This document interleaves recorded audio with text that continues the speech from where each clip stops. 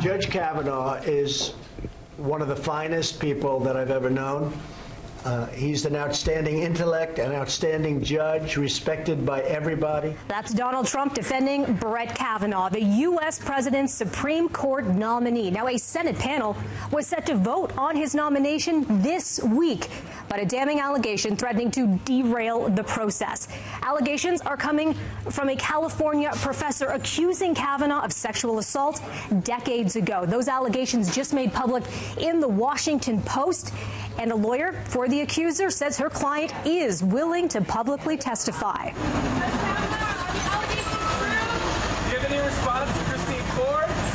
Will you testify? Kavanaugh spotted leaving his Maryland home this morning, not answering reporter questions as he got into a waiting vehicle.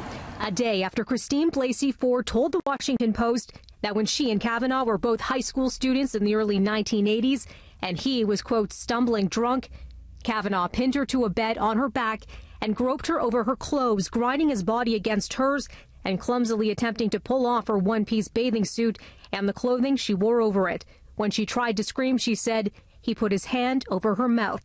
She says she escaped when a friend jumped on them. Kavanaugh, in a statement issued by the White House, calls the allegations completely false. He also tells the Washington Post, "I categorically and unequivocally deny this allegation. I did not do this back in high school or at any time."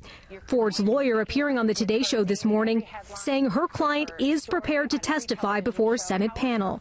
She's willing to do whatever it takes to get her story forth, yes. Ford shared the allegations privately in a letter sent in July to Democratic Senator Dianne Feinstein, the ranking Democrat on the Judiciary Committee that's considering Kavanaugh's nomination. The contents of the letter leaked last week, prompting Ford to identify herself in an interview with the Washington Post. What could this mean for Kavanaugh's Supreme Court hopes? Republicans hold a slim 11-10 majority on the Senate Judiciary Committee deciding his fate.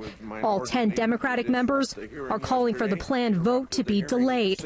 Some Republicans have said Ford should have a chance to tell her story, a view also expressed by White House senior advisor Kellyanne Conway.